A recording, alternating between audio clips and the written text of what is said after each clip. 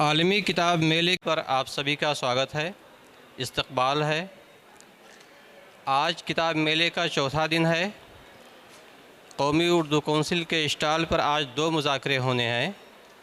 पहले मुज़ाकरे की शुरुआत हुआ चाहती है। इसका मौजू है उर्दू में ब्लॉग नवीसी। ये मौजू अपने आप में तो बहुत अहम है, लेकिन उर्दू वालों के लिए ज़रा नामानूस है। अभी कम ही लोग इससे वाकिफ़ हैं, और जो हैं भी वो तसल्ली बख्श ये नहीं कह सकते कि हम बहुत ज़्यादा जानते हैं। लेकिन फिर भी इस मौजू पर मुज़ाकरे का इनेकाद इसलिए किया जा रहा है कि जो नहीं जानते हैं या उस पैनल में अगर कोई एक आध जानते हैं तो उनके ज़रिए चीज़ें हासिल कर सकते हैं, और हमारे सामीन भी बहुत सारी चीज़ें उससे सीख सकते हैं। हमारे पैनलिस्ट हैं जनाब सुहेल अंजुम साहब, जनाब जावेद रहमानी साहब और नौजवान स्कॉलर तौहीद हक्कानी साहब। जनाब सुहेल अंजुम साहब किसी तारुफ़ के मोहताज नहीं हैं। उर्दू दुनिया में बहुत इज़्ज़त और एहतराम से इनका नाम लिया जाता है।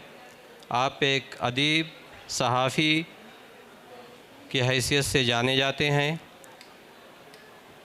सुहेल साहब पूर्वांचल ज़िला बस्ती के रहने वाले हैं, लेकिन अब उनका ज़िला संत कबीर नगर हो गया है। आम तौर पे वो बहुत तालीम के हिसाब से बहुत पिछड़ा हुआ इलाका समझा जाता था, लेकिन ये सुहेल अंजुम साहब की खुशनसीबी या खुशकिस्मती है कि उन्होंने जो घराना पाया वो बहुत इल्मी और अदबी घराना था। ये शायद ही किसी को यकीन हो कि जहाँ तालीम के नाम पर लोग भागते हों कि हमें क्या इससे मिलने वाला है, आपके वालिद जनाब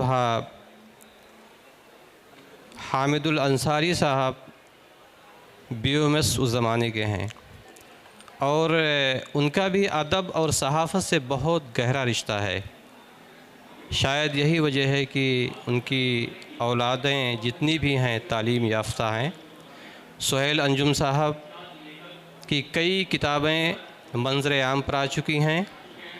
सहाफ़त के मौजू पर उनकी अहवाल सहाफ़त अज़ीम सहाफ़ी मौलाना मोहम्मद उस्मान फ़ारुक़ी, दीनी रसाइल की सहाफ़ती ख़िदमात, दिल्ली के मुमताज़ सहाफ़ी जैसी किताबें मंज़र आम पर आ चुकी हैं। मज़ामीन के भी उनके 2 मजमूए बाज़याफ़्त अक्स मुताला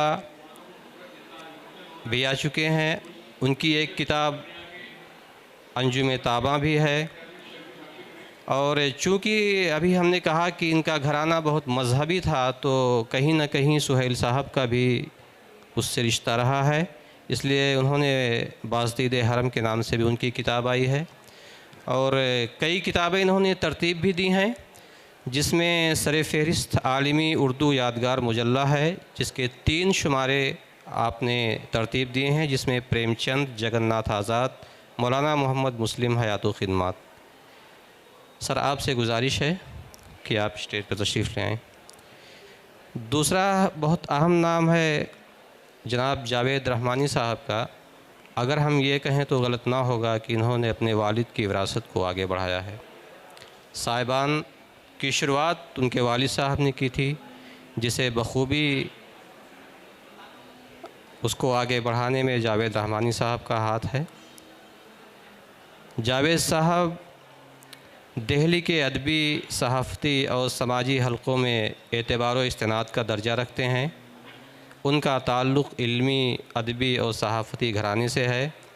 मुअज़्ज़ज़ सहाफ़ी और अदीब शायर अतीक़ मुज़फ़्फ़रपुरी के साहबज़ादे हैं। उनकी ख़िदमात पर इन्होंने एक किताब भी तरतीब दी है, जिसका नाम है अतीक़ मुज़फ़्फ़रपुरी हयातो ख़िदमात। साहिबान और जर्नलिज़्म टुडे के ग्रुप एडिटर भी हैं। सर, आपसे भी गुजारिश है कि ऊपर तशरीफ़ ले आएँ। तीसरे हमारे पैनलिस्ट हैं तौहीद हक्कानी साहब, नौजवान स्कॉलर हैं, जामिया मिल्लिया इस्लामिया से PhD कर रहे हैं। इनके सुपरवाइज़र सैयद तनवीर हसन साहब हैं। और ये मौजू अगर मैं ये कहूँ तो शायद सबसे मुनासिब इन्हीं के लिए है, क्योंकि 21वीं सदी के उर्दू डिजिटल मीडिया के मौजू पर ये पीएचडी कर रहे हैं और इनका एमफिल का मकाला भी है उर्दू ज़बान में चलने वाली वेबसाइट्स का तौज़ीही इशारिया। ये भी उन्होंने सैयद तनवीर साहब के अंडर में पूरा किया था। 8 बरसों से ऑल इंडिया रेडियो से वाबस्ता हैं। इस वक्त कैजुअल न्यूज़ रीडर और ट्रांसलेटर के फ़राइज़ अंजाम दे रहे हैं। मैं आपसे भी गुजारिश कर रहा हूँ कि ऊपर तशरीफ़ ले आएँ। इस मुज़ाकरे की निज़ामत फरमाएंगे जनाब अफ़ज़ल ख़ान साहब। अफ़ज़ल ख़ान साहब कौमी उर्दू कौंसिल ही में रिसर्च असिस्टेंट की हैसियत से अपने फ़राइज़ अंजाम दे रहे हैं। बहुत मुतहर्रिक और फ़ाल इंसान हैं। एमए और बेलिप की डिग्रियां इन्होंने जामिया मिल्लिया इस्लामिया से हासिल की हैं। एमए इन्होंने दिल्ली यूनिवर्सिटी से किया है। मैं गुजारिश कर रहा हूँ कि आएँ और प्रोग्राम के आगे की कार्रवाई संभालें।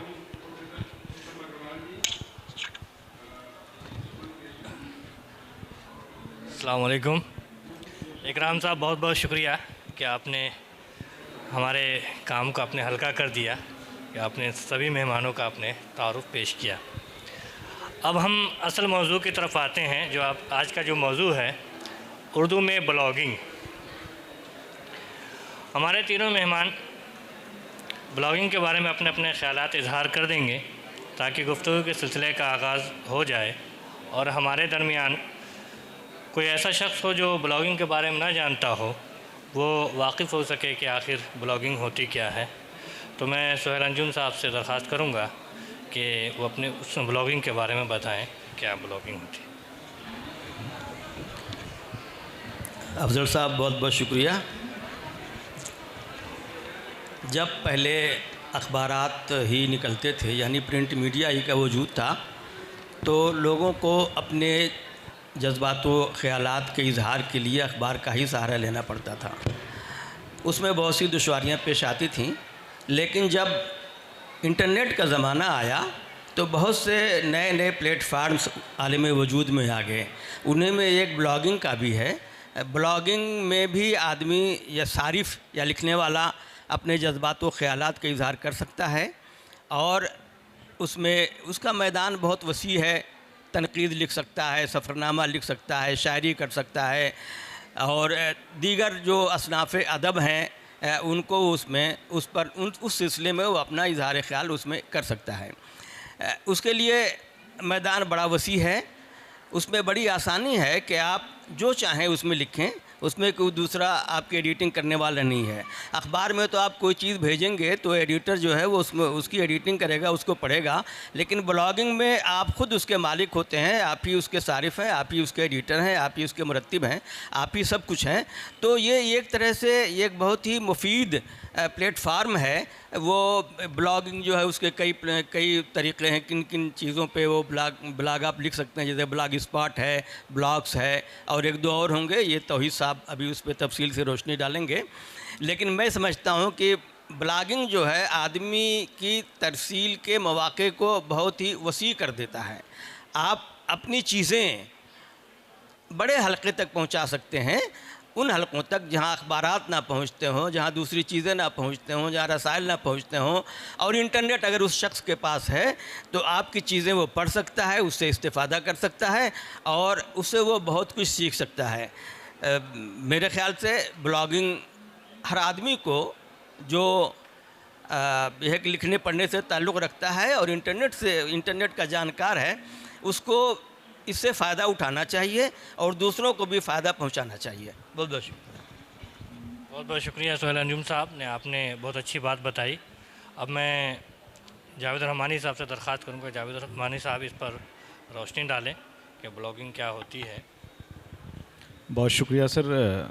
सुहेल अंजुम साहब की बातों को मैं आगे बढ़ाते हुए, जैसा कि सर ने कहा कि अखबारात जब नहीं थे तो अखबारात का एक मुतबादिल का काम करता था, लेकिन आज की तारीख़ में मैं देखता हूँ कि नौजवानों में एक तरह से कहीं ना कहीं पढ़ने का जो मादा है वो कम होता जा रहा है। ख़ास की किताबें हों या अखबारात हों, आप देखिए कि बड़े से बड़े कॉरपोरेट के अखबारात की भी सर्कुलेशन कहाँ थी और कहाँ पे आ गई। तो उसकी वजह है कि ब्लॉगिंग ने वो जगह ले लिया है। और ख़ास करके मैं देखता हूँ कि इल्मी व अदबी और ख़ास के नई नस्ल में बड़ा एक तरह से ब्लॉगिंग को लेकर के उनके अंदर एक बड़ी जुस्तजू भी है और एक क्यूरियोसिटी भी है। वो चीज़ों को फ़ौरी रिएक्ट करना चाहते हैं, वो इंतज़ार नहीं करते कि अगली सुबह मुझे अखबार पढ़ना होगा। वो चंद मिनट में, सेकंड में क्या हुआ दुनिया में, उससे अपने आप को बाखबर भी रहना चाहते हैं। तो अब हमारे यहाँ क्या है कि ख़ास के मैं चूँकि खुद उर्दू अखबार से वाबस्ता हूँ, तो उर्दू अखबार की जो अपनी एक नई एक तरह से कहा जाए तकनीक के साथ शाना बशाना चलने का एक नया टिप्स मिल गया है, मैं समझता हूँ वो ब्लॉग जो है वो कहीं ना कहीं हमारी मदद करता है और हम उन तक अपने जो हमारा रीडर है, हमारा कारी है, उन तक हम आसानी से पहुँच पाते हैं। अब उनको ये बहाना नहीं होता कि सर आपका अखबार हमारे यहाँ नहीं आता, चूँकि अखबार का वेबसाइट उनके पास 24 घंटा पहुँच जाता है।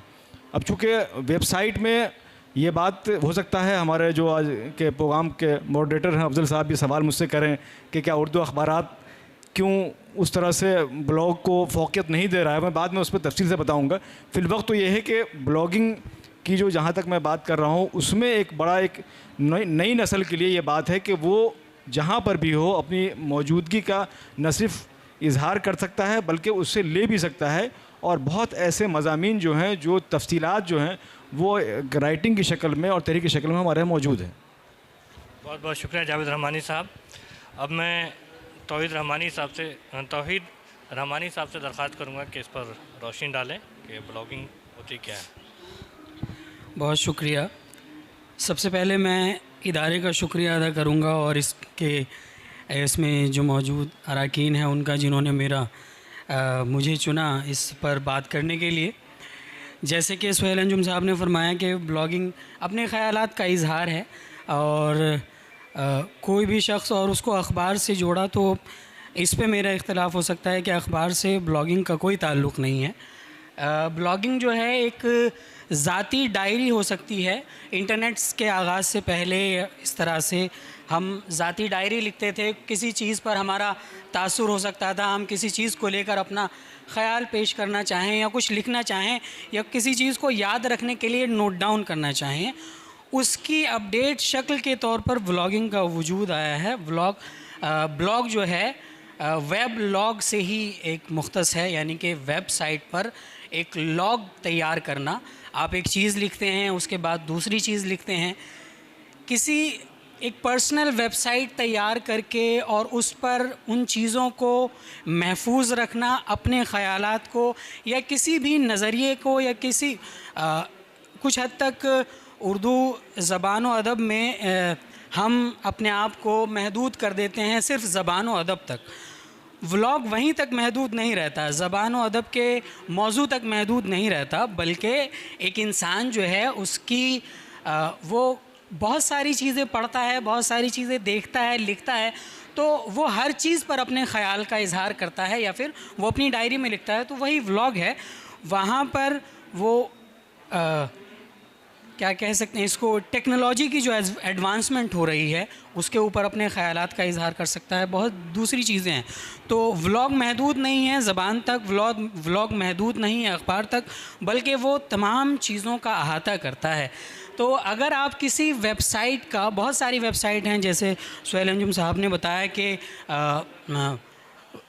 ब्लॉगर करके है, उसके बाद वर्डप्रेस है, उसके अलावा विकिपीडिया की भी शक्ल को हम व्लॉगिंग ही कह सकते हैं।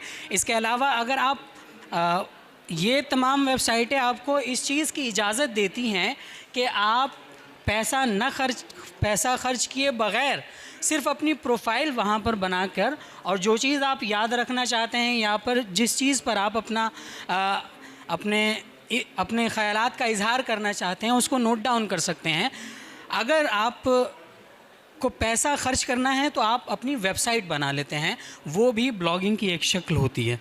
तो ये मुख्तसर सी बात है व्लॉगिंग के ऊपर। जी, बहुत अच्छी इन्फॉर्मेशन आपने दी है तौहीद साहब।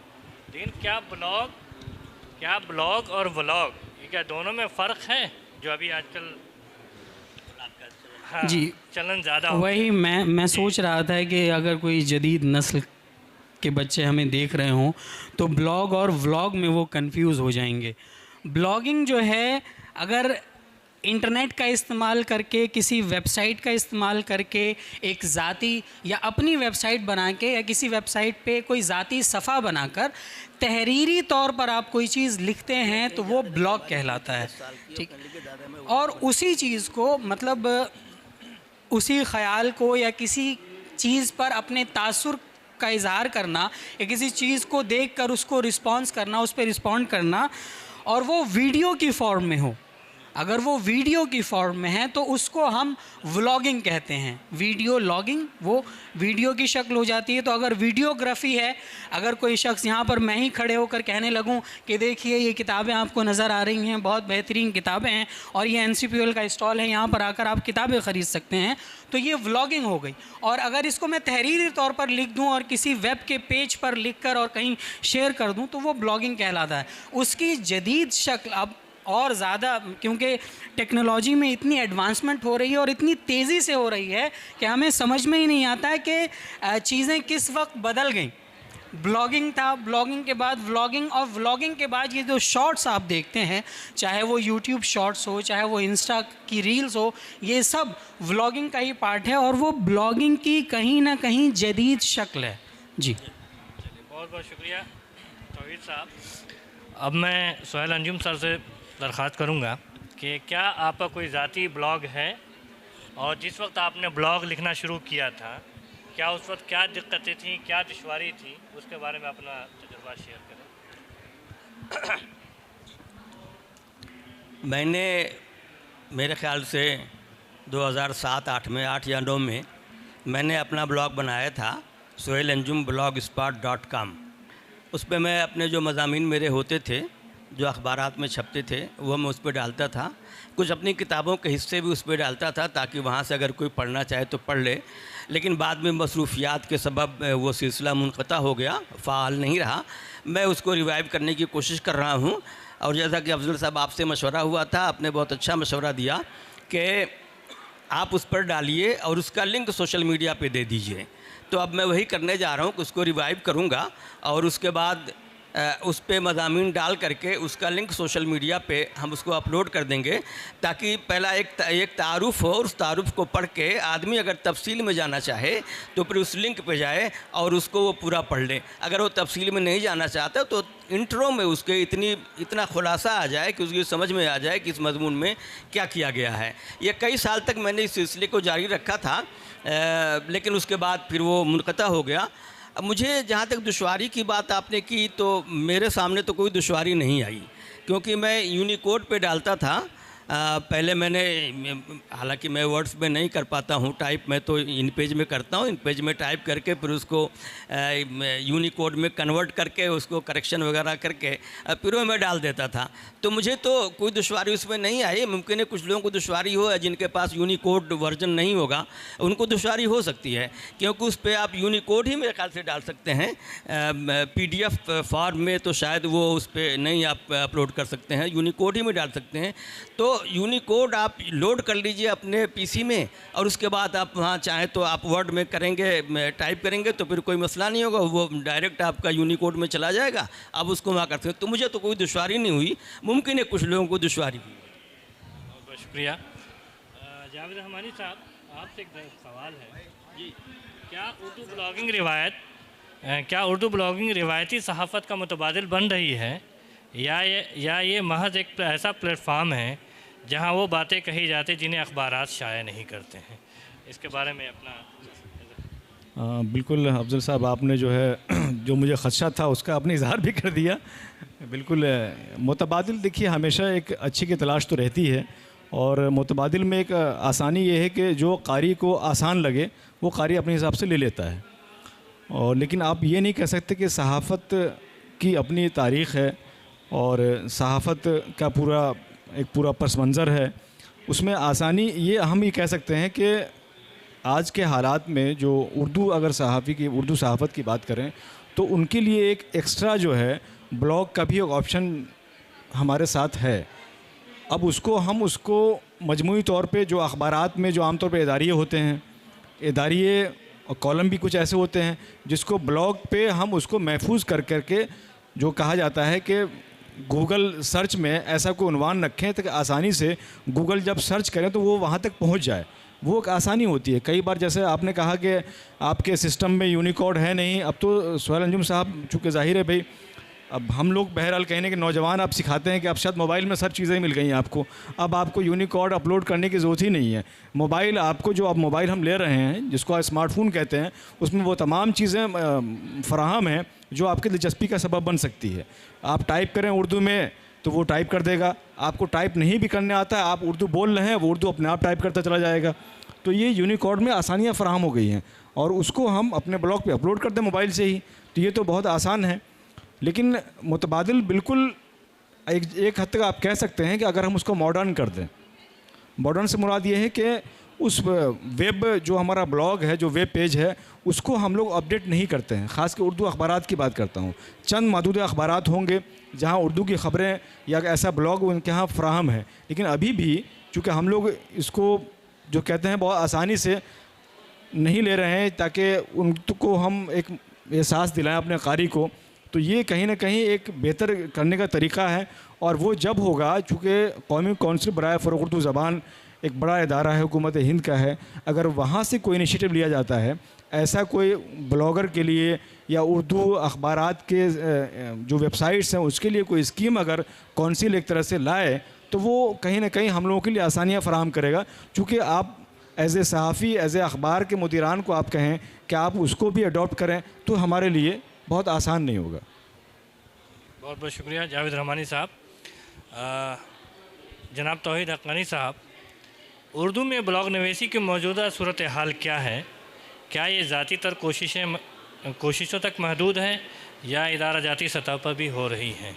इस पर अपने इज़हार ख्याल करें। बहुत अच्छा सवाल है आपका, लेकिन इससे पहले मैं चाहूँगा कि जो सवाल आपने सोहेल अंजुम साहब से किया था उस पर भी थोड़ी सी गुफ्तगू करूँ। बहुत अच्छा मशवरा दिया है आपने कि जो आप ब्लॉग लिखें उसका जो लिंक है या फिर मुख्तसर वो सोशल मीडिया पर भी आप डाल दें। इसकी चूँकि डिजिटल मीडिया पे मैंने बहुत हद तक रिसर्च की तो ये पाया कि जब हम गूगल में उर्दू में और उर्दू रस्मुल ख़त में कोई चीज़ सर्च करते हैं तो वो सबसे पहले जो सर्च इंजन ऑप्टिमाइजेशन एक शब्द है वो चीज़ों को तलाश करता है। जो हम उसको एक कानून या फिर कोई एक लफ्ज़ दे दें और उस पर कहें कि चीज़ों को आप तलाश कीजिए, तो वो सबसे पहले सर किसी वेबसाइट को पे तलाश करने की कोशिश करता है, क्या इस मौजू से जुड़ी हुई या इस लफ्ज़ से मुतालिक कोई चीज़ किसी वेबसाइट पर मौजूद है। अगर वो वेबसाइट पर मौजूद नहीं होती तो उसके बाद फिर वो ब्लॉग को शामिल करता है, और अगर ब्लॉग पर भी वो चीज़ मौजूद नहीं होती तो उसके बाद फिर वो कोई सोशल मीडिया प्रोफाइल सर्च करता है और वहाँ मिलती है तो हमें लाकर देता है। तो अगर आप कोई उर्दू में कुछ चीज़ें सर्च करेंगे तो आपको ना तो वेबसाइट का लिंक मिलेगा, ना ही ब्लॉग का लिंक मिलेगा, डायरेक्ट सोशल मीडिया का लिंक मिलता है, क्योंकि वो चीज़ हमने यूनिकोड में ना तो किसी वेबसाइट में डाली हुई होती है और ना ही किसी ब्लॉग में लिखी हुई होती है। तो ये दुश्वारी होती है उस वक्त। और अगर दूसरी चीज़ जो आपने कही कि ब्लॉग जो है वो सहाफ़त का मुतबादिल हो सकता है कि नहीं, ये बात बिल्कुल इन्होंने सही कही। एक इदारा और एक इंडिविजुअल की प्रोफाइल मतलब मुकाबला ही नहीं कर सकते, लेकिन एक नई चीज़ आज के ज़माने में डेवलप हुई है, उसे हम कहते हैं सिटीज़न जर्नलिज़म। जो कोई भी एक शख्स, आज तो हर कोई जो जिसके हाथ में मोबाइल है वो सहाफ़ी बन गया है। तो अगर ब्लॉग है, अगर वो ब्लॉग लिखता है और किसी बहुत ही संजीदा मौजू पर कोई अच्छी बात अगर आप लिख रहे हैं, ठीक है, तो आप सिटीज़न जर्नलिस्ट बन सकते हैं। इस हद तक तो ब्लॉग आपको मदद कर सकता है, लेकिन वो नहीं कर सकता। जो आपका सवाल था कि क्या वो ज़ाती तौर पर हो रही है या फिर इदारे भी ब्लॉग का इस्तेमाल कर रहे हैं, तो इसमें NCPL की ही सबसे बड़ी मिसाल है कि NCPL का अपना ब्लॉग है। शुरू में जब मैं वेबसाइट्स का तौज़ीही इशारिया तैयार कर रहा था तो मुझे उम्मीद नहीं थी कि NCPL का ब्लॉग होगा। मुझे तो शक हो गया कि किसी शख्स ने NCPL की चीज़ों को चुरा के और अपना पर्सनल ब्लॉग बना के उस पर अपलोड कर दी हैं। लेकिन बाद में मुझे पता चला कि ये NCPL का ही ब्लॉग है और वही। लेकिन चूँकि ये ख़दशा इस वजह से लायक हुआ कि NCPL की बहुत खूबसूरत वेबसाइट है, बहुत सारी चीज़ें अवेलेबल हैं, लेकिन ब्लॉग में वो कशिश नहीं दिखती है वहाँ पर। रिसेंट भी मैं देख रहा था तो NCPOL में वर्ड ऑफ द डे का ही ब्लॉग हमें नज़र आता है। इसके अलावा बहुत कम इन्फॉर्मेशन, चूँकि 2009 में NCPOL ने 2009 या गालिबन 2007 में ब्लॉगिंग शुरू की थी। तो बहुत सारे इदारे हैं जो ब्लॉगिंग को अपनाए हुए हैं और इदारे के तौर पर भी ब्लॉगिंग हो रही है। लेकिन ब्लॉगिंग की जो रूह है, ठीक है, रूह ये है कि ब्लॉगिंग आपको आज़ादी देता है अपने ख़याल को किसी प्लेटफॉर्म पर लिखने की, शेयर करने की। अगर इदारा कर रहा है तो वो सिर्फ इन्फॉर्मेशन दे रहा है, ब्लॉगिंग का पूरा हक़ अदा नहीं कर सकता। ब्लॉगिंग आमतौर पर इंडिविजुअल पैमाने पर ही होनी चाहिए, तो वो अपने जो उसका मीनिंग है वो डिफ़ाइन हो पाएगा। लेकिन इदारे को करना इस वजह से चाहिए क्योंकि इदारे के पास मवाद बहुत ज़्यादा है और उर्दू का मवाद डिजिटल दुनिया में न के बराबर है मैं कहूँ तो। इसलिए इदारे की भी ज़िम्मेदारी बनती है कि वो यूनिकोड में चीज़ों को अपलोड करे। तो इस हद तक वो ब्लॉगिंग का इस्तेमाल कर सकते हैं और बहुत सारे इदारे कर भी रहे हैं। जी, बहुत अच्छी बात आपने बताई। आपकी जानकारी के लिए मैं बता दूं कि कौमी कौंसिल बराए फ़रोग़ उर्दू ज़बान की जानिब से जो अभी ब्लॉग चल रहा है उसको हमने वर्डप्रेस में जो है हमने कन्वर्ट कर दिया है। बहुत जल्द इंशाल्लाह आप लोगों के सामने लाइव हो जाएगी और बहुत खूबसूरत और अच्छी शक्ल में जो है आपके सामने आ जाएगी।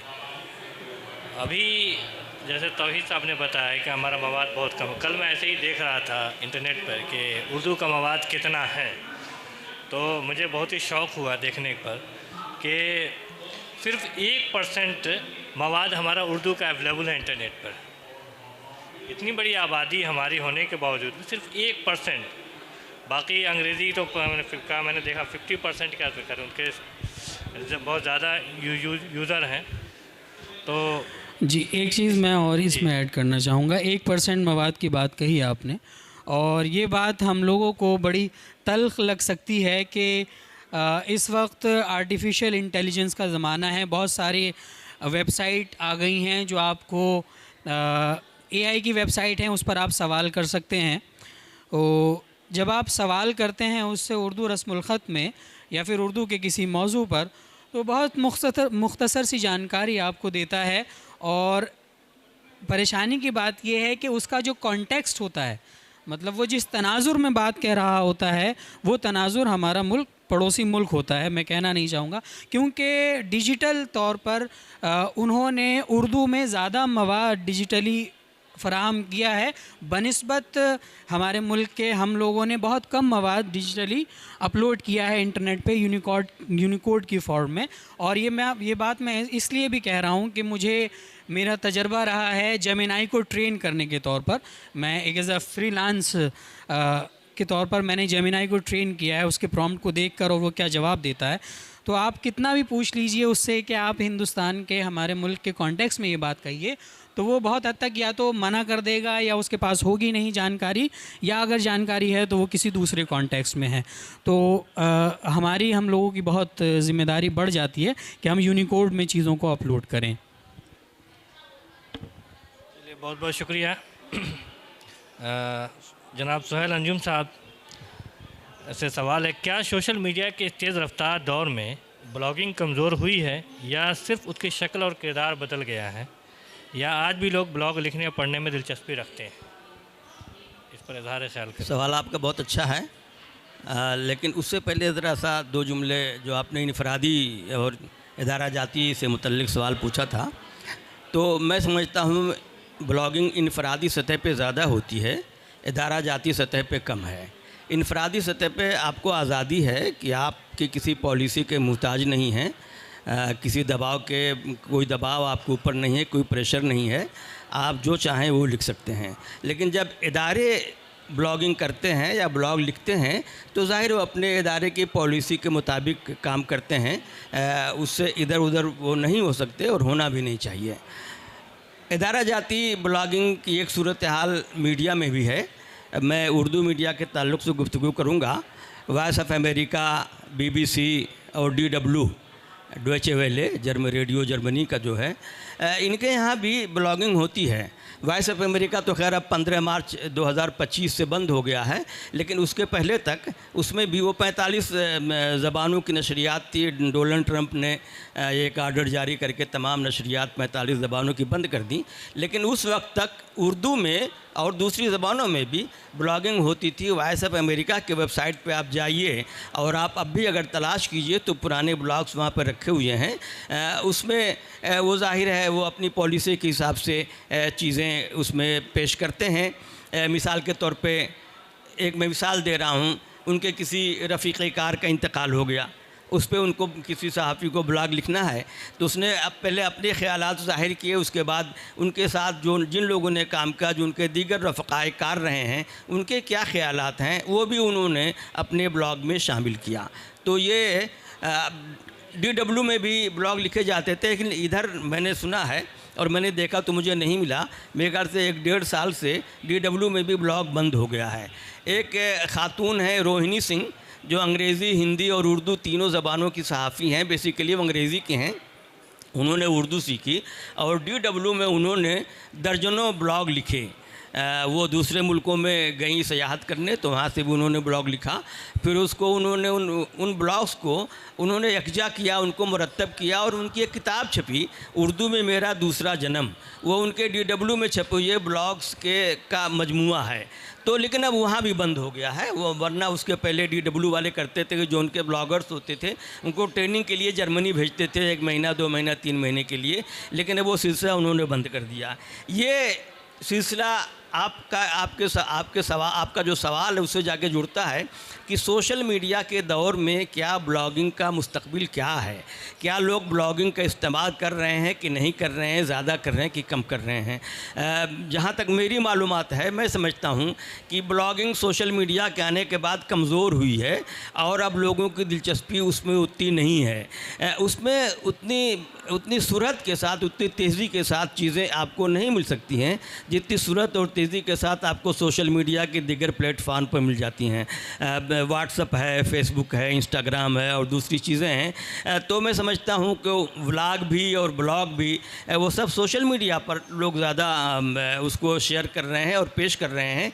तो जहाँ तक मैं समझता हूँ, हो सकता है मेरी राय से बाकी पैनलिस्ट इख्तलाफ करें, लेकिन जहाँ तक मुझे मालूम है, मैं जो देखता हूँ, मैं जो सुनता हूँ, जो मेरा तजर्बा है, उसमें यह है कि सोशल मीडिया के आने के बाद ब्लॉगिंग कमज़ोर हुई है। ब्लॉग में लोगों की उतनी दिलचस्पी नहीं रही है। अभी बात आई कि उसमें वो कशिश नहीं होती, तो वो भी एक वजह हो सकती है। जो अगर कोई इनफरादी शख्स लिखता है तो बहरहाल थोड़ा सा ब्लॉगिंग में एहतियात, अखलाकियात का पहलू थोड़ा सा उसको सामने रखता है, लेकिन सोशल मीडिया पर तो कोई एहतियात नहीं, कोई अखलाकियात नहीं, आप जो चाहें वो लिख सकते हैं। तो बहुत सारी चीज़ों में, बहुत सारे मवाद में बड़ी चार्मिंग होती है, बड़ी जज्बातियत होती है। जो जज्बाती लोग होते हैं उनको पहले कैच कर लें तो जाहिर है उनके लिए सोशल मीडिया में जो अट्रैक्शन है, जो चार्मिंग है, जो कशिश है, वो मैं समझता हूँ नॉन सोशल मीडिया प्लेटफॉर्म पर, या बल्कि नॉन सोशल कहेंगे या कुछ भी कहें, लेकिन यह कि ब्लॉग में शायद उसमें उनको उतनी दिलचस्पी नहीं है। मेरी अपनी रीडिंग है कि वो सोशल मीडिया के दौर में ब्लॉगिंग कमज़ोर है। बहुत बहुत शुक्रिया जनाब जावेद रहमानी साहब। क्या सोशल मीडिया पे जो चीज़ें आती हैं, क्या वो पायदार रहती हैं या नापायदार या मुस्तकिल रहती हैं? इसके बारे में आपका क्या ख्याल है? सोशल मीडिया पे पायदारी की जहाँ तक बात है, हमारे बहुत सीनियर सहाफ़ी यहाँ बैठे हैं, शुएब फ़ातमी साहब, ये भी चूँकि आमतौर पे आजकल इनका मैं देख रहा हूँ कि यूनिकोड में भी ब्लॉग लिखना शुरू कर दिया इन्होंने। तो लेकिन चूँकि पायदारी की जहाँ तक बात है, देखिए सोशल मीडिया के भी गाइडलाइन आ गए हैं। हर हुकूमत के, हर स्टेट में, हर कंट्री के अपनी गाइडलाइन हैं। आप ये नहीं कह सकते कि आप आज़ादाना तौर पे वो तमाम चीज़ें लिख सकते हैं, नहीं। सोशल मीडिया की अपनी गाइडलाइन है, उसकी गिरफ्त में आपको आना होगा। आप अगर ये कहेंगे कि नहीं मैं तो दिल की भड़ास निकाल लूँगा अपना, तो फिर उसका अगला ठिकाना बहुत लोगों का जहाँ पर है वहीं पर होगा। ये बात तल्ख़ है, लेकिन सच्चाई यही है कि अब हर चीज़ की गाइडलाइन आ गई है। इवन व्हाट्सएप पे जो लोग ग्रुप चला रहे हैं उस पर बहुत मोहतात रहने की ज़रूरत है। ख़ास कर हमारी नई नस्ल को इस पर बावर होना चाहिए कि वो आज़ादी सिर्फ कहने की है, आपको हमेशा अक़ल का इस्तेमाल करना ही होगा हर सूरत में। तो ये तो रहा कि भाई कि गिरफ्त तो बिल्कुल है, लेकिन हमारे यहाँ हिंदुस्तान के पस मंज़र में देख रहा हूँ कि यहाँ पे ब्लॉगिंग का तस्वुर आज भी बहुत ना के बराबर है। इसके बनस्बत हम बैरूनी मुल्क में, ख़ास कर यूरोप में इसका बड़ा कल्चर है। वहाँ बहुत ब्लॉगर ऐसे ऐसे मशहूर हैं जो मिलियनायर हैं, जो आमतौर पे पैसा भी बहुत बड़ी तादाद में रकम कमाते हैं। वो उनका दोनों है, मतलब पेशा तो है ही है, उससे उनका अर्निंग भी अच्छा खासा होता है।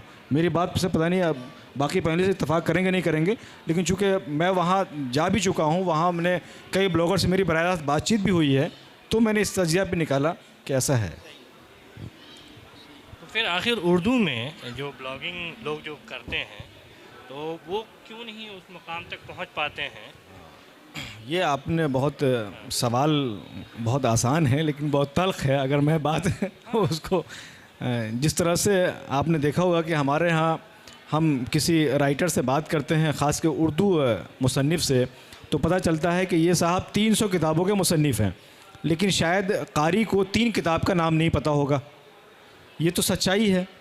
तो अब ये कारी का कसूर तो नहीं है, चूँकि आपने जो किताब लिखी है उसमें आपने कितनी मेहनत की है, क्या रिसर्च किया है, वही चीज़ें ब्लॉग पे भी लागू होता है कि आपका जो भी कंटेंट है वो कितना नई नस्ल को, समाज को कितना बावर कराता है, उस पर मुनसर करता है। चलिए, बहुत बहुत शुक्रिया। तौहीद हक्कानी साहब, ये बताएं कि आज के कारी में कन्फ्यूज़न पाई जाती है कि ब्लॉग पढ़ें या सोशल मीडिया पर इक्तफ़ा करें। आपके ख़्याल में ब्लॉग आज भी कारी के लिए कितना मुफीद है और ब्लॉग से क्या हासिल हो सकता है जो सोशल मीडिया से नहीं मिल सकता? क्या सोशल मीडिया की आमद ने इनफरादी ब्लॉगर्स की ज़ाती शनाख्त को ख़त्म किया है? सवाल आपका पुराने सवाल से ही रिलेटेड है, जुड़ा हुआ है। तो मैं इस तरह कहना चाहूँगा कि ब्लॉगिंग, सोशल मीडिया की जो पर्सनल प्रोफाइल होती है किसी की, वो ब्लॉगिंग की अपडेटेड शक्ल ही उसको कहा जा सकता है। ठीक है, ब्लॉगिंग में कोई ऐसी, ब्लॉगिंग एक पुरानी शक्ल है, सोशल मीडिया पर बनाई गई प्रोफाइल एक उसकी जदीद शक्ल है और उससे चीज़ें आगे, बहुत आगे बढ़ चुकी हैं।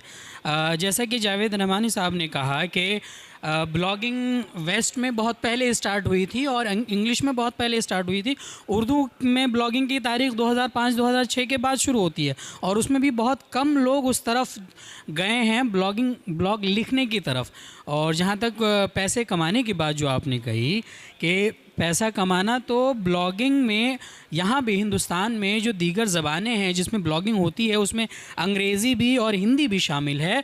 उसमें जो ब्लॉग्स हैं वो 50% ब्लॉग प्रमोशनल ब्लॉग होते हैं। मिसाल के तौर पर मैंने कोई किताब लिखी है और मैं 10 ऐसे राइटर को ले लूँ जो ब्लॉग लिखते हैं और मैं उनसे कहूँ कि तुम मेरी किताब पे ज़रा तबसरा कर दो अपने ब्लॉग पे, तो इस तरह से ये प्रमोशनल एक्टिविटी हो जाती है, इसलिए लोग पैसा कमाते हैं। उर्दू में इस तरह का रुझान पैदा ही नहीं हो पाया क्योंकि ब्लॉग की दुनिया इस तरह से डेवलप हो ही नहीं पाई है उर्दू में।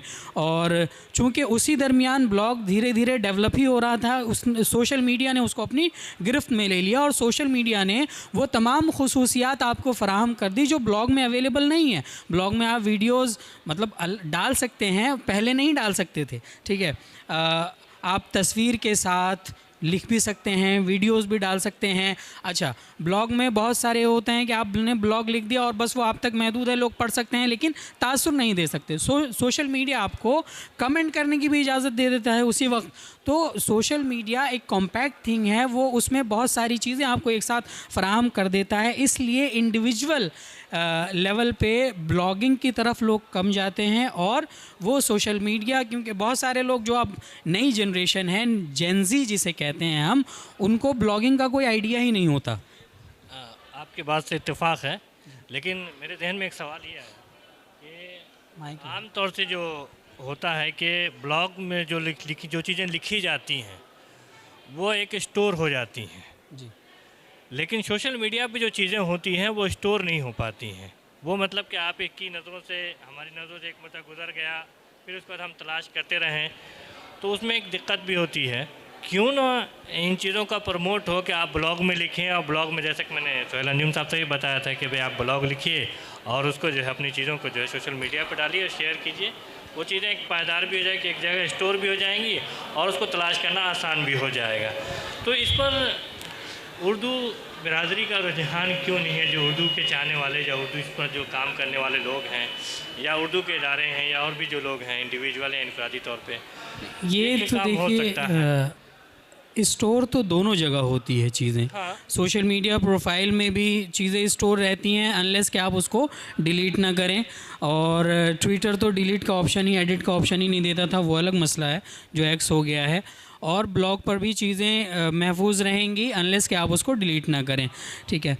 ये इंटरनेट की जो एक ख़ासियत होती है वो मतलब डिलीट का जहाँ तक मामला है कि अगर आप वेबसाइट बना लेते हैं और वेबसाइट पे चीज़ें अपलोड करते हैं, और अगर आपने डोमेन नेम को अपडेट नहीं करवाया या होस्टिंग को, जहाँ आपका कंटेंट रिज़र्व है, उस चीज़ को अपडेट नहीं करवाया, उसको ख़रीदा नहीं, तो चीज़ें आपकी ख़त्म हो जाएंगी।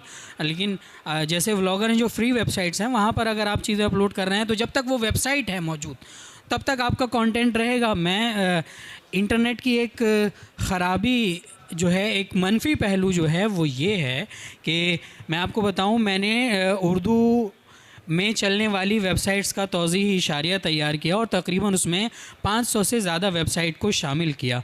जब मैं दोबारा मुड़कर देखता हूँ कि जिन जिन वेबसाइट्स को मैंने लिया था उनमें तकरीबन 30% वेबसाइट्स बंद हो चुकी हैं, डोमेन नेम अपडेट नहीं कराया गया, या फिर और उसमें तकरीबन 30% वेबसाइट ऐसी भी हैं जो जिस वक्त मैंने उसको देखा था वो जहाँ खड़ी थी आज भी वो वहीं खड़ी है, उसको अपडेट नहीं किया गया। तो इसको एक मनफी तौर पर देखा जा सकता है, क्योंकि इंटरनेट पर चीज़ों को रखने के लिए आपको मुस्तकिल पैसे खर्च करने पड़ते हैं।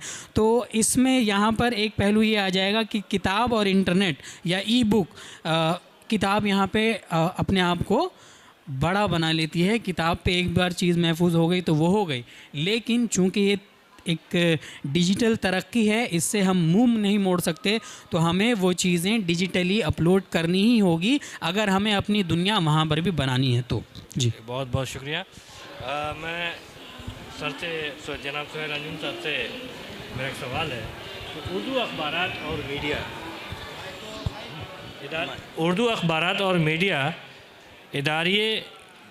मीडिया इदारे यूनिकोड बेस्ड ओपन टेक्स्ट या ब्लॉगिंग से गुरेज़ क्यों करते हैं?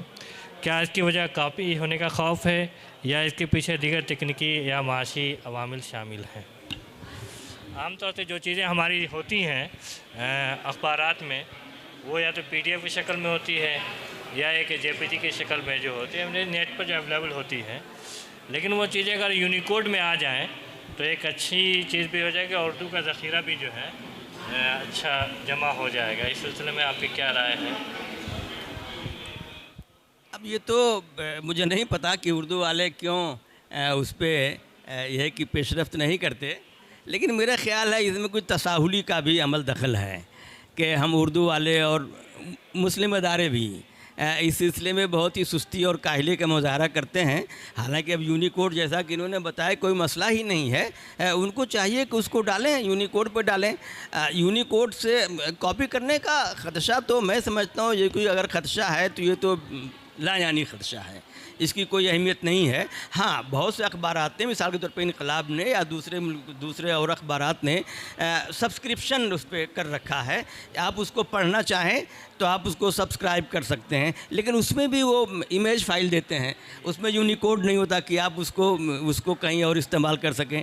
तो ये इस सिलसिले में उर्दू वालों को अगर वो चाहते हैं कि उनकी चीज़ें बड़े हल्के तक पहुँचें और ज़्यादा से ज़्यादा लोग उनसे इस्तेफ़ादा करें, फ़ायदा उठाएँ, तो उनको चाहिए कि उसको यूनिकोड में लाएँ और JPG और PDF फाइल और दूसरी चीज़ें उसमें के थ्रू पेश करने के बजाय यूनिकोड में पेश करें ताकि वो लोग उससे फ़ायदा उठाएँ। इससे ये होगा कि उर्दू का दायरा बढ़ेगा। जो लोग दूसरी जगहों से, अब मिसाल के तौर पर हमें कोई चीज़ चाहिए, जैसे कि आपने बताया, हमने गूगल सर्च किया, हमें वो चीज़ नहीं मिली, अंग्रेज़ी में हमने पूछा, उसने हमें वो चीज़ दे दी, तो फिर हम अंग्रेज़ी लेकर के फिर उसका तर्जुमा करते हैं। अगर उसको हमें उर्दू में इस्तेमाल करना है, उसको हम उसका तर्जुमा करेंगे। अगर वही चीज़ उर्दू में अवेलेबल हो तो ज़ाहिर है हमें वो परेशानी नहीं होगी और हम अपने डायरेक्ट सोर्स तक पहुँच जाएंगे। बहुत सारी चीज़ें वहाँ से हम ले सकते हैं। तो मेरी अपील होगी तमाम उर्दू इदारों से, उर्दू अखबारात से, इशाअती इदारों से बहुत सारे जो इशाती इदारे हैं वो इस डर की वजह, वो तो खैर डरते हैं कि भाई वो अपनी किताब अगर अपलोड करेंगे कहीं तो दूसरे कॉपी कर लेंगे तो उनके बिज़नेस पर असर पड़ेगा।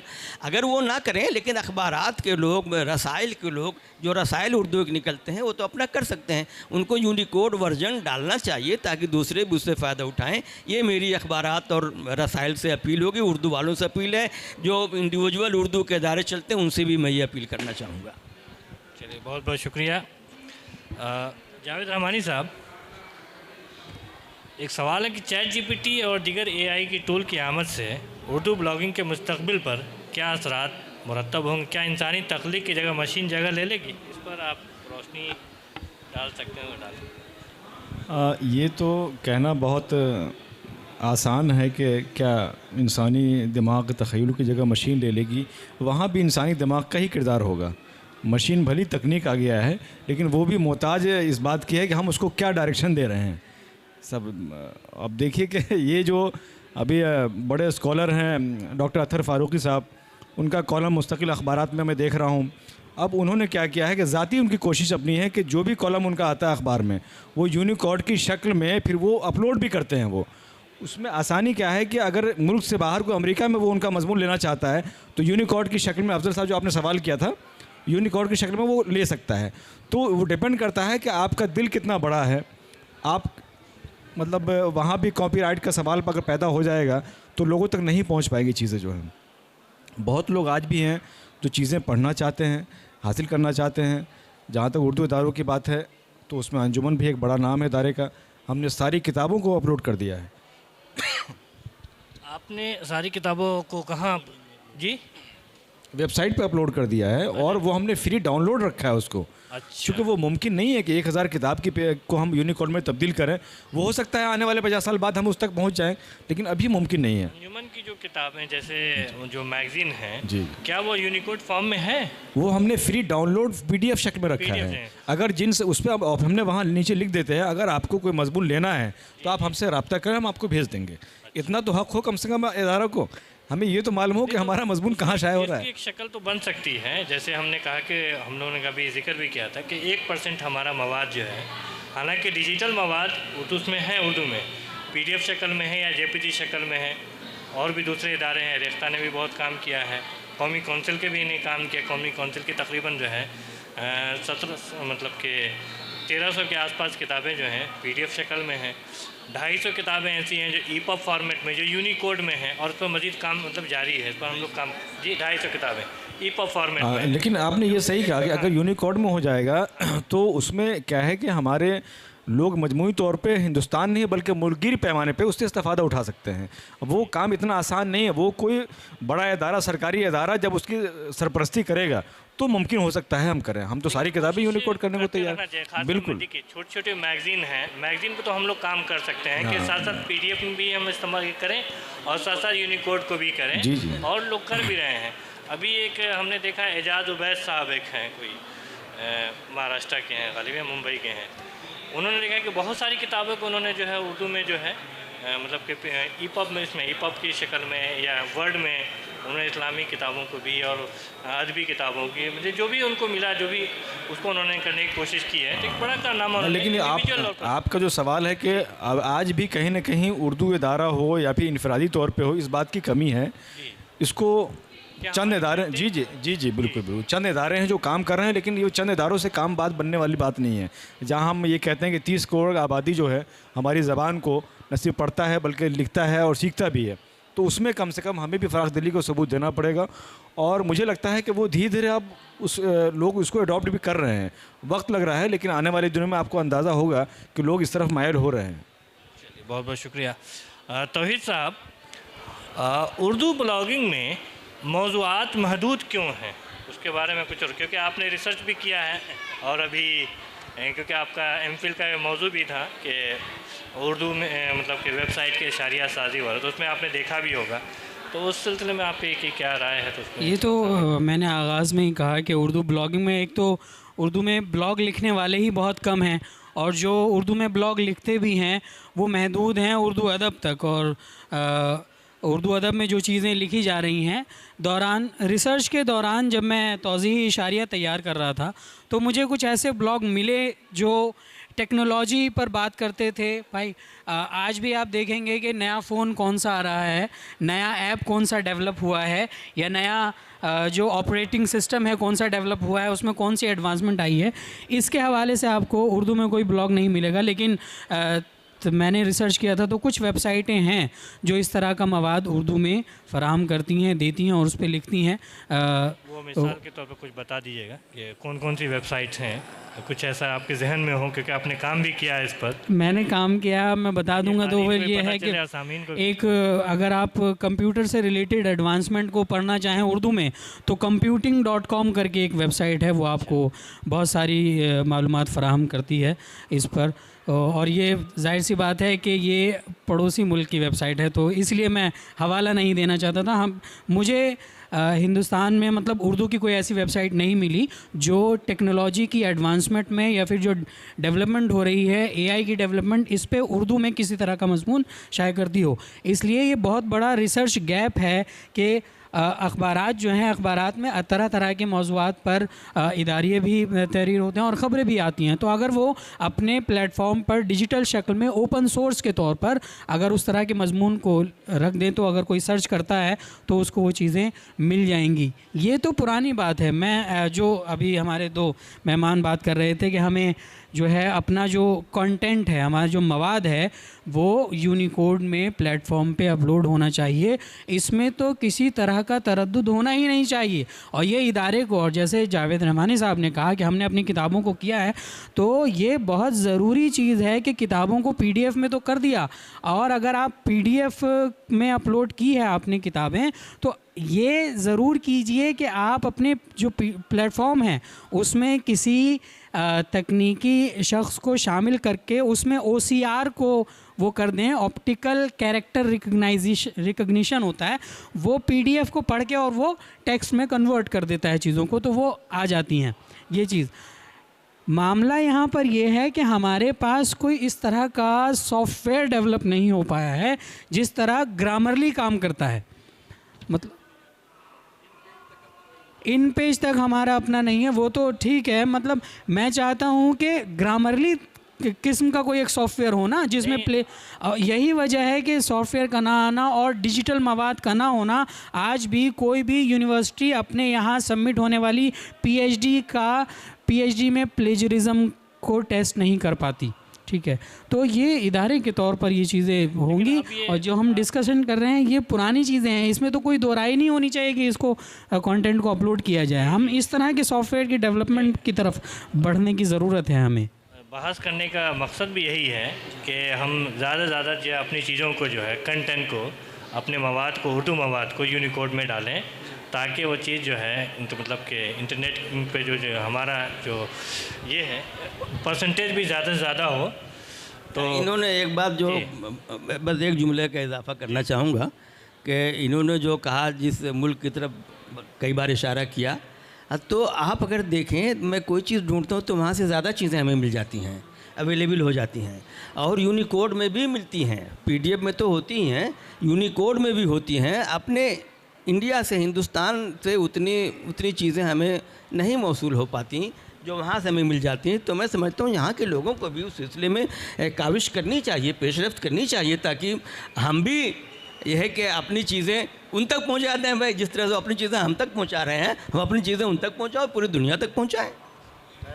अफजल साहब ने जो सवाल किया, मैं चूँकि अफजल साहब ख़ुद जिस इदारे से वाबस्ता हैं वो हुकूमत हिंद का इदारा है, और ये बात अगर मौजूदा डायरेक्टर तक पहुंच जाए, शम्स इकबाल साहब इस बात पे गौर करें कि NCPL क्यों नहीं इनिशिएटिव लेती है कि ऐसा कोई वो अपना कोई, जैसे इन पेज है, जैसा कि शोएब रज़ा साहब ने कहा कि वो भी हमारा नहीं है, तो क्या NCPL का फ़र्ज़ नहीं है? क्या NCPL नहीं कर सकती है, इस तरह की इनिशिएटिव नहीं ले सकती है क्या? अब आप ये उन्हीं का है नहीं, वो बात आपकी बिल्कुल सही है, लेकिन ये बात आप रखिए और पहुँचाइए उन तक, बताइए कि ज़रूरी है। अब जो वो मसला नहीं रहा, इन पेज का मसला है। आप इन पे, हम लोग जो है इन पेज की बाउंड्री से ही बाहर आ सकते हैं। उसकी एक वजह ये कि इन इन डिज़ाइन में अब सारी चीज़ें फैसिलिटी अवेलेबल हैं। आप इन पेज की तरह बिल्कुल खूबसूरत जो है और उससे अच्छा भी आप बेटर से बेटर कर सकते हैं अगर इन डिज़ाइन को तो ये एनसीपी और क्यों नहीं करता, ताकि तमाम उर्दू वाले इससे न सिर्फ फैज़याब हों बल्कि ये मज़ीद उर्दू की आबियारी के लिए भी आसानी होगी। कंपनी ने, एडोब कंपनी ने उसको जो शुरुआत करी, उसके अलावा माइक्रोसॉफ्ट ने भी इसकी सहूलत दे दी है। हाँ, एक सूरत ये बन सकती है कि हमारा जो फ़ॉन्ट है, क्योंकि नस्ख में सारी चीज़ें अब अवेलेबल हो चुकी हैं, माइक्रोसॉफ्ट ने भी दे दी है, एडोब ने भी दे दिया, सब ने दे दिया है, लेकिन हमारे पास ऐसा फ़ॉन्ट इंडिया का फ़ॉन्ट नहीं है, एक हिंदुस्तानी फ़ॉन्ट हो जिस पर हम लोग जो है बहस कर सकते हैं और इस पर जो है काम कर सकते हैं, क्योंकि जो भी फ़ॉन्ट है वो पड़ोसी मुल्क का फ़ॉन्ट है, वो जब चाहें उस पर जो है बंदिश भी लगा सकते हैं। तो बेहतर ये है कि हम एक नए फ़ॉन्ट की तरफ जो है नहीं, वो जब न चाहें बल्कि यहाँ की हुकूमत भी चाहेगी तो बंद कर सकती है कि भाई ये उर्दू वाले बहुत ज़्यादा सर्च करके वहाँ पहुँच रहे हैं, इसे बंद करो। नहीं, ऐसा नहीं है, ऐसी कोई बात नहीं है। देखें, ऐसा नहीं है, हुकूमत ऐसा नहीं करे, हुकूमत तो फ़रोग दे रही है, NCPL के थ्रू फ़रोग दे रही है। उसकी बात नहीं हो रही है, बात है कि एक फ़ॉन्ट की हो रही है कि फ़ॉन्ट, हाँ ठीक, हाँ चलिए, बहुत बहुत शुक्रिया आप तमाम मेहमानों का। अब हमारी दूसरी नशिश शुरू होने वाली है। चलिए, बहुत